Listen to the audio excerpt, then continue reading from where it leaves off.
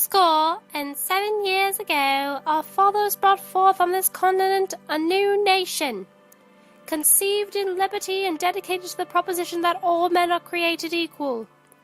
Now we are engaged in a great civil war, testing whether that nation or any nation so conceived and so dedicated can long endure.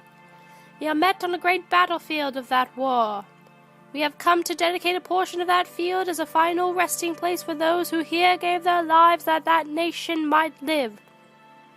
It is altogether fitting and proper that we should do this.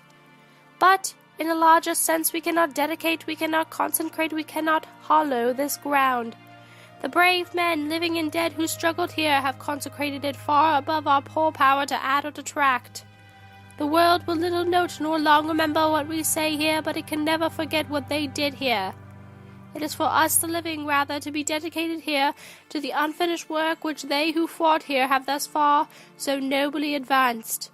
It is rather for us to be here dedicated to the great task remaining before us, that from these honored dead we shall take increased devotion to that cause for which they gave the last full measure of devotion, that we highly resolve that these dead shall not have died in vain, that this nation, under God, shall have a new birth of freedom, and that government of the people, by the people, for the people, shall not perish from the earth.